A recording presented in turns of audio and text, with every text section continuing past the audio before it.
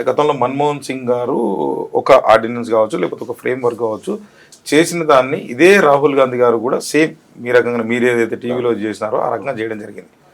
అప్పట్లో సోనియా గాంధీ గారు ఆయనకి సారీ చెప్పడం జరిగినది మనకున్నటువంటి ఇన్ఫర్మేషన్. అంటే ఇప్పుడు ఆయనతో పోల్చి ఇంతో పోల్చి ఆ రకం కదా, అంటే మిమ్మల్ని తీసేసిన దానికైనా ఇంకా దేనికన్నా అనేది ఒక పెద్ద కన్ఫ్యూజన్. ఎందుకంటే అన్ని టీవీల్లో కూడా తీన్మార్మలను ఒక 2 రోజులంతా వీడియోలు నేను కూడా చూస్తూ ఉన్నాను. అసలు ఏంది మా దాంట్లో కూడా బీఆర్కే న్యూస్లో అసలు ఏం జరిగింది అనేది కొంచెం కూలంకుశంగా ఒక ఒకటి వాళ్ళు నన్ను కాంగ్రెస్ పార్టీ నుంచి సస్పెండ్ చేయడానికి కారణం చించడం కాదు, తీన్మార్ మల్లన్న ఎత్తుతున్న గలము అది ఆ వర్గాలకు ప్రమాదకరం అని భావించారు కాబట్టే భయం. ఇప్పుడు పటాన్చెరు ఎమ్మెల్యే కాంగ్రెస్ పార్టీని ఒక బూత్ పదంతో తిట్టాడు. కోమటిరెడ్డి రాజగోపాల్ రెడ్డి రేవంత్ రెడ్డిని బ్లాక్ మెయిలర్ దొంగ వీడు అని చెప్పాడు. కోమటిరెడ్డి వెంకటరెడ్డి 50 కోట్లు ఇచ్చి కొనుకొచ్చుకుంటూ పీసీసీ చీఫ్ పదవి అని చెప్పిండు.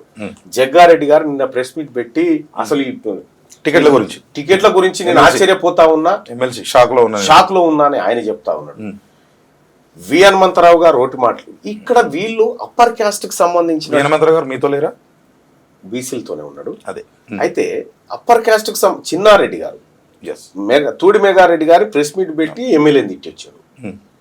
వీళ్ళు ఎవ్వరు ఏమన్నా కూడా ఏమీ లేదు. కానీ తీన్మార్ మల్లన్న పదవి కోసం కాదు నేను మాట్లాడింది, ప్రాజెక్టుల కోసం కాదు మాట్లాడింది, ప్రభుత్వం చేసిన నిర్ణయం బీసీలకు వ్యతిరేకంగా ఉంది అని ప్రశ్నించినందుకు నన్ను సస్పెండ్ చేశారని వాళ్ళు చెప్తా ఉన్నారు. అది హ్యాపీయే కదా. నేను ప్రజల కోసం మాట్లాడితే సస్పెన్షన్ గురైనా, అంటే వ్యక్తిగతంగా మిమ్మల్ని ఎంతైనా అనొచ్చు అన్నట్టు మీరు చెప్పదలుచుకున్నారు. ఇవాళ వీళ్ళకి ఎంతమందికి షోకాజ్ నోటీసులు ఇచ్చారండి? అదే నా క్వశ్చన్. అంటే రాహుల్ గాంధీ కూడా చేశారు ఆ పని అని చెప్తున్నాను. నేనేమంటున్నా, ఇవాళ మీకు తెలుసో తెలియదో ఇందిరాగాంధీ గారిని కూడా సస్పెండ్ చేసిరు వీళ్ళు. సస్పెండ్ చేసి ఇందిరాగాంధీ గారు మళ్ళీ సపరేట్ పార్టీ పెడితే వీళ్ళు కాంగ్రెస్ గుంజుకొని రెడ్డి కాంగ్రెస్ అని పెట్టినారు. ఆ చరిత్ర అంతా అట్లా ఉంది. కానీ ఇప్పుడు ఇక్కడ గమనించాల్సింది ఏంటంటే, తిట్టాల్సింది అప్పర్ క్యాస్ట్, వాళ్ళకి షోకాజ్ నోటీస్ లేవు, బీసీలు మాట్లాడితే మాత్రం ఇస్తాం అనేటువంటి ఏదైతే కార్యక్రమం ఉందో, ఇది తీన్మార్ మల్లన్న సాధారణంగా ఉంటే తీన్మార్ మల్లన్నకి ఏం రాకపోవు నోటీసు. తీన్మార్ మల్లన్న బీసీ అంటుండు కదా కాబట్టి షోకాజ్ నోటీస్. నువ్వు బీసీ మూమెంట్ అనకపోతే నీకు ఏది లేదుగా. బీసీ మూమెంట్ వాళ్ళ గుండెల్లో భయాన్ని రాజేసింది. అదే నా సస్పెన్షన్. అంటే బీసీ మూమెంట్ని దానికోసమే కాంగ్రెస్ పార్టీ తీన్మార్ మల్లన్న గారిని సస్పెండ్ చేసింది. ఇది మీ స్టేట్మెంట్, రైట్ సార్? చివరిగా ఇది అంటే డీటెయిల్గా తర్వాత చేసే ప్రయత్నం చేద్దాం. సో ఇవన్నీ జరుగుతున్నప్పుడు మనీ పవర్ పాలిటిక్స్ అనేది ఒకటి వస్తుంది. ఇప్పుడు నేనేమంటున్నా అంటే, ముఖ్యమంత్రిని డైరెక్ట్గా ఎన్నుకుంటే ఎట్లా ఉంటుంది అని తీన్మార్ మల్లన్న గారు 2 మినిట్స్లో ఏం చెప్పగలుగుతారు మీరు? ఇప్పుడు ఇంత మ్యానిపులేషన్ జరుగుతుంది అన్నారు కదా. అది ఒకటి కరెక్టే.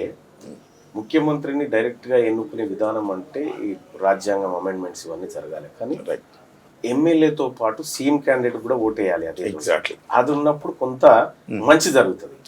ఈ రాష్ట్రంలో మెజారిటీ ప్రజల మనసును ఎవరు చూరగొంటే వాళ్ళు డైరెక్ట్ గా బీసీ అన్నారు కదా, అందుకు అది ఎందుకంటే మంచి క్వశ్చన్. అది మీరు చెప్పింది మంచి క్వశ్చన్. ఎమ్మెల్యేతో పాటు ముఖ్యమంత్రి కూడా డైరెక్ట్ గా నేరుగా ఓటేయాలి. ఎగ్జాక్ట్లీ ఆ ఓటేసేటువంటి సిస్టమ్ ఉంటే అది చాలా బాగుంటుంది. మీ మాటతో నేను ఏకీభవిస్తున్నాను. చాలా బాగుంటుంది. రైట్ సార్, ఇంకోసారి అంటే బీసీ ఉద్యమం అంటే ఇంకా రానున్న రోజుల్లో అంటే ఏ రూపు దాల్చుకుంటుందో, మీ జీఏసీ అంటే ఏ కార్యాచరణ చేస్తుందో చూద్దాం.